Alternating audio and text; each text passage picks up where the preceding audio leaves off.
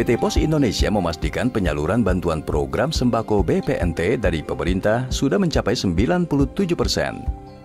Pos Indonesia hanya butuh waktu 14 hari sejak tanggal 20 Februari 2022 untuk menyelesaikan penyaluran bagi 18,8 juta KPM di seluruh Indonesia. Berbeda dengan bantuan sembako tahun sebelumnya, tahun ini keluarga penerima manfaat mendapat bantuan berupa uang tunai sebesar Rp600.000 untuk 3 bulan sekaligus, yakni Januari, Februari, dan Maret. Kita bersyukur kita bisa menyelesaikannya. Dalam 2 minggu kita lebih dari 90% sudah tersalurkan. Dan bahkan kita dapat pujian juga dari Menteri Koordinator PMK ya, Pak Muhadjir dapat bahwa ini adalah sejarah baru. Mampu menyelesaikan lebih dari 90% penyaluran dana sembako ya untuk mencapai angka di atas 18 juta. Ini luar biasa, jadi sangat diapresiasi. Nah, sebenarnya belajar dari pengalaman ini apa sih yang mesti kita siapkan? Jadi kita sudah punya pengalaman menyalurkan BST. Dengan pengalaman itu kami melakukan penyempurnaan untuk mencapai 18 juta. Jadi tantangannya sekarang adalah bagaimana jumlah 2 kali lipat, tapi waktunya cuma setengah kali. Faktor kecepatan dalam penyaluran BPNT tahun ini dikarenakan Pos Indonesia sudah berpengalaman dalam penyaluran bantuan sosial tahun sebelumnya. Meski penyaluran bantuan berlangsung cepat, petugas dari Pos Indonesia memastikan ketelitian terkait data penerima. Dengan 3 layanan penyaluran bantuan, yakni door-to-door, komoditas, dan datang langsung ke kantor pos, petugas akan melakukan verifikasi data berupa pencocokan NIK kartu tanda penduduk dengan undangan yang diterima KPM, pencocokan wajah, face recognition, dan memotret rumah KPM serta melakukan geotagging. Terutama dirasakan oleh masyarakat adalah mereka menerima dananya langsung dan bisa menggunakan dana itu lebih fleksibel karena mereka bisa gunakan untuk hal yang lain. Bahkan kami punya cerita yang menarik di Sumatera. Seorang ibu mengatakan sekarang saya bisa membeli susu gitu dari uang ini. Lalu saya tanya kenapa dulu nggak bisa? Oh enggak, karena dulu langsung ditukar beras. Jadi terus kalau tukar beras ya saya kasih anak saya jadi air beras katanya gitu. Ya sambil bercanda sambil ini, tapi menurut saya ini adalah suara yang valid dari masyarakat bahwa saya butuh susu anak saya gitu ya, uang ini bisa saya beliin susu. Mungkin saya butuh nanti buat anak saya madu, saya bisa beli madu. Nah itu suatu yang pengalaman yang saya selama keliling itu menarik gitu ya buat kita gitu ya, buat masyarakat juga.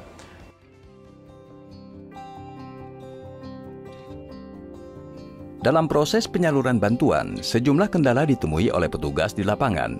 Di antaranya ketidaksesuaian data karena KPM pindah domisili hingga KPM sudah meninggal dunia.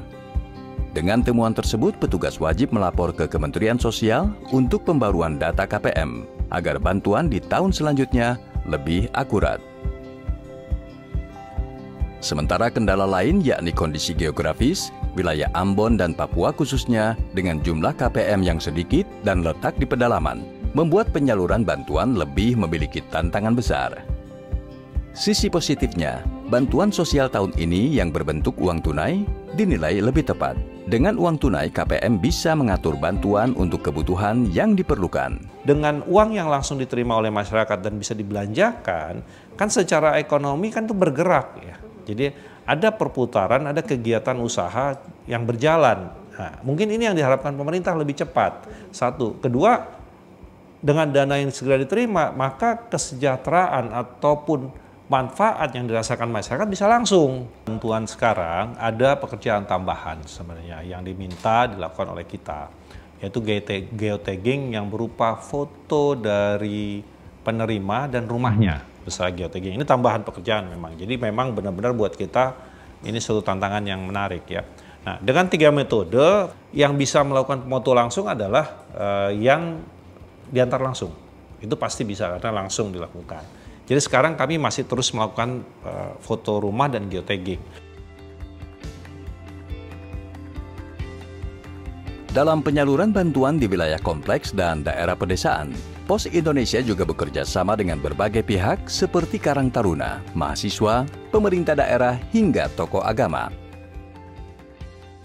Tantangan yang paling kita rasakan perlu effort yang besar adalah di Papua.